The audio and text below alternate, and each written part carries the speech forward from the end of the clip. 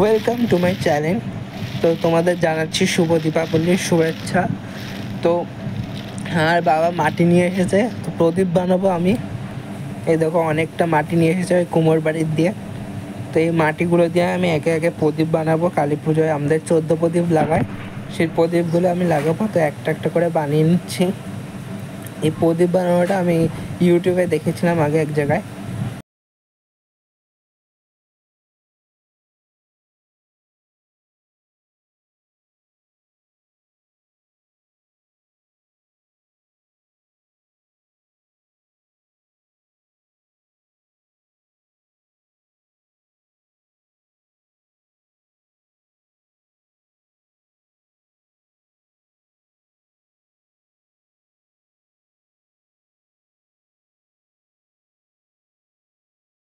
পঞ্চপ্রদীপ বানাতে হয়, তো আমি আগে অন্যরকম করে বানাতাম। এবার দেখলাম যে একটু যুগের সাথে তাল মিলিয়ে এবার একটু নতুন ধরনের প্রদীপ বানিয়েছে। তো আগে যে ছোটো প্রদীপগুলো বানিয়েছিলাম সেগুলো তোমরা দেখে না, খুব সুন্দর একটা ডিজাইন করার চেষ্টা করেছিলাম, কিন্তু সেরকম একটা হয়নি। তো এই দেখো এটাও করেছি, কিন্তু পরে যখন রং করেছি তখন এইগুলো কেটে ফেলেছি, সব মানে মুছে দিয়েছিলাম ডিজাইনগুলো। আর ওইটা বানিয়েছি আমার বৌদিদের জন্য। তো আমি আজকে শ্যাম্পু নিয়ে আসলাম, শ্যাম্পু নিয়ে এসে এবার স্নান করে নেব। এবার আসে রং কালার বেলা। তো রং আমি করে নিয়েছি, লাল কালার করে নিয়েছি প্রথমে। তার উপরে আমি ফেব্রিকের সাদা রং দিয়ে ছোটো ছোটো করে ফুল এর আকার দিয়ে ডিজাইন করে নিচ্ছি।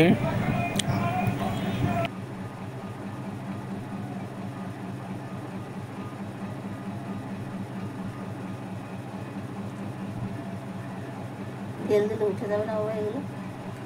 না,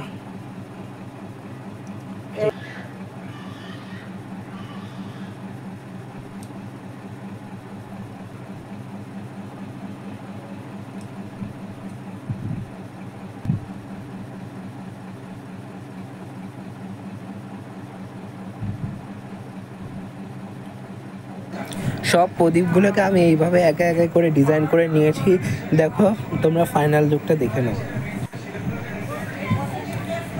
তো তোমাদের জানাচ্ছি শুভ দীপাবলি। তো আজকে আমাদের এখানে কালী পুজো, তো আমার সকালবেলা পড়া, তাই আমি রেডি হয়ে নিয়েছি পড়তে যাব বলে। তো রেডি হয়ে গেছি, এই দেখো আমি এইভাবে পড়তে যাই।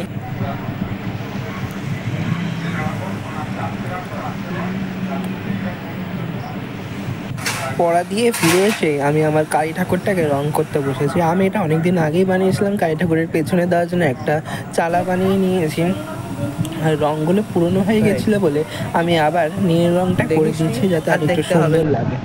তো দেখে নাও তোমরা কালী ঠাকুরের আগের লুকটা, এবার দেখো কালী ঠাকুরের পরের লুকটা।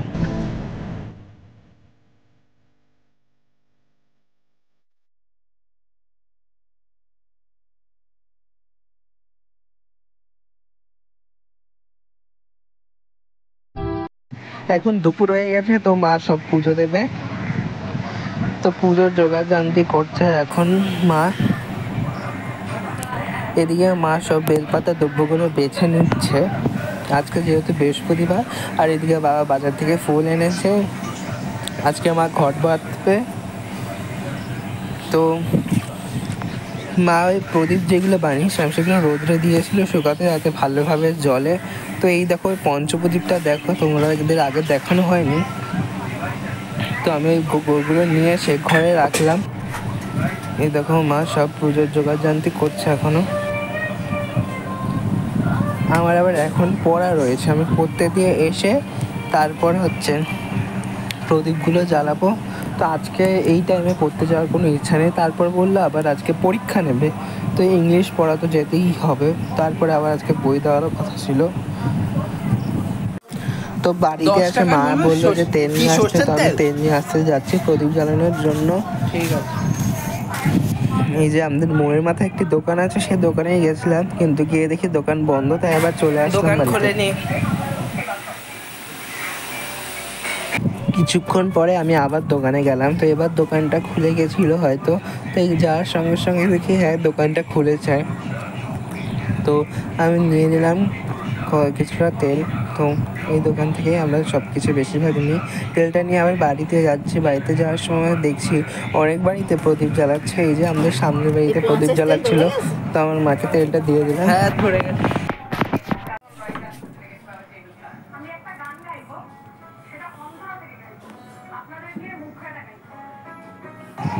মা এখন সব ওই সলতেগুলো তেলের মধ্যে চুবিয়ে রাখছে যাতে ভালো করে জ্বলে। এরপরে একে একে সব সলতেগুলো মা এবার এই প্রদীপের মধ্যে দিয়ে দেবে।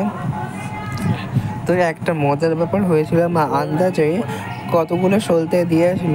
তো দেওয়ার পরে দেখে কি যে কোনো মানে সলতে মানে বাদ যায়নি, সবগুলোই মানে পুরো ঠিকঠাক 14টাই সলতে দিয়েছিল, পুরো আন্দাজে দিয়েছিল। এটা একটা মজার বিষয় হয়ে গেছিলো।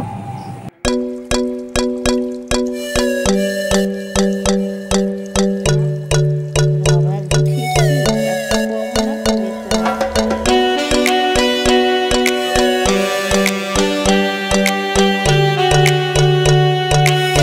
মায়ের মধ্যে এবার তেলগুলো দিয়ে দিচ্ছে অল্প অল্প করে।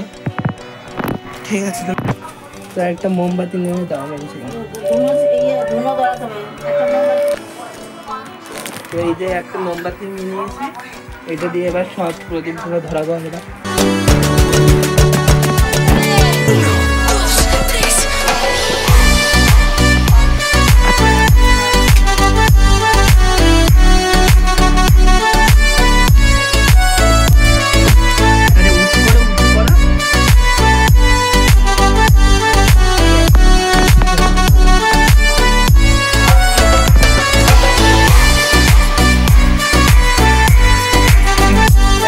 ছয়টা বাজে 15 মিনিট, 6:30 বাজে খাবে।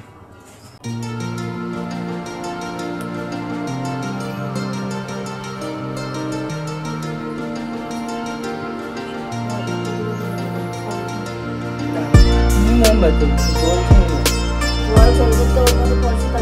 কাঠের পাতাগুলো কেটে তারপরে এর উপরে প্রদীপ জ্বালানো হচ্ছে।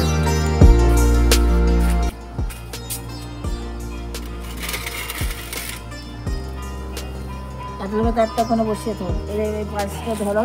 ধরো কোথায়? আরেকটা মোমবাতি নিয়ে আসো, মোমবাতি দিয়ে যেরকম ধরাচ্ছে আরেকটা নিয়ে আসো। এখানে রাখবো। হ্যাঁ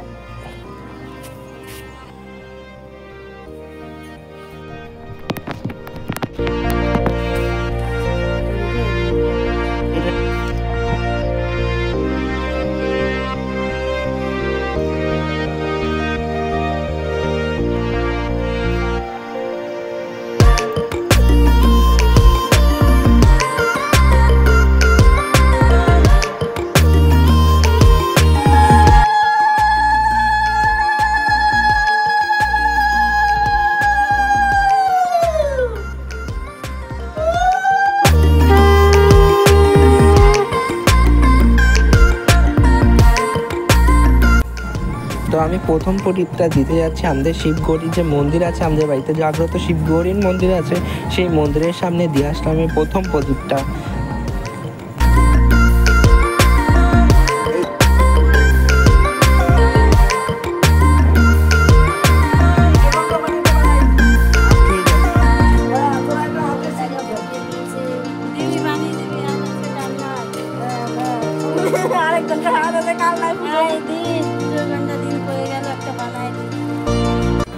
অনেকে হয়তো ভাবছে যে আমি কলের মাথায় প্রদীপ দিচ্ছি কেন, কারণ আমাদের বাড়ির নিয়ম হচ্ছে যা যা জিনিস আমাদের সাহায্য করে সেগুলোকে আমরা এই প্রদীপ দিই। আগে আমাদের বাড়িতে যে গাছ ছিল সেই গাছের ওখানেও আমরা প্রদীপ দিতাম, কিন্তু আমাদের বাড়িতে এখন কোনো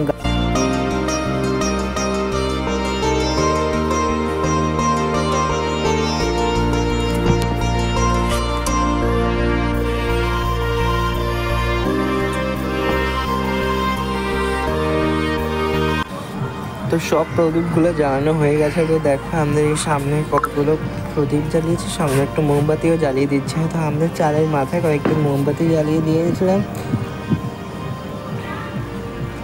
তো আমার মা এখন গেল হচ্ছে আমাদের পাড়ায় যে বারোয়ারি কালী পুজো হয়, তো সেখানে গেছে, ওখানে একটু দক্ষিণা দিয়ে আসতে গেছে।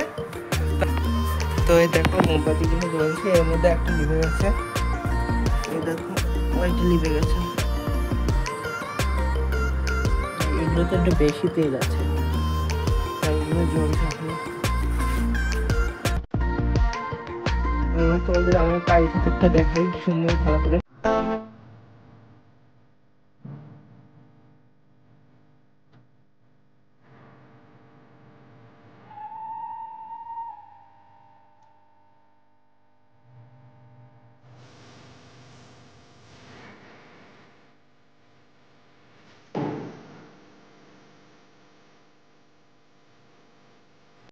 তো আমরা এখানে বারোয়ারি পূজার ওখানে তো আজকে প্রসাদ খাই, তো আমরা এখানে প্রসাদ খেতে এসে গেছি। দেখো এই যে এইখানে এই মন্দির আছে, এখানে অনেক দিন ধরে আসিনি, তো এবার এসে দেখছি অনেক কিছু হয়েছে এখানে। তো আমার মা প্রসাদ নিয়ে, আর বাবা আসতে পারবে না যেহেতু, সেহেতু আমার মা প্রসাদ নিয়ে চলে যাচ্ছে। এই দেখো, তোমরা দেখো সুন্দর, এখানে কি সুন্দর ফোয়ারা করেছে, আর অনেক লোক এসেছিল এখানে এবার।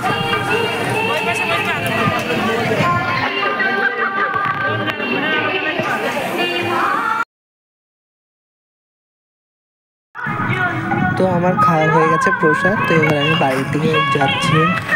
তো প্রসাদটা খুবই ভালো হয়েছিল। তো কালী মূর্তিটা তো তোমরা দেখলাই, খুবই সুন্দর হয়েছিল। তো আমি দেখছি এই মন্দিরের সামনে অনেকগুলো মোমবাতি জ্বালিয়েছে। তো আজকের মতো ভিডিওটা এইটুকুই।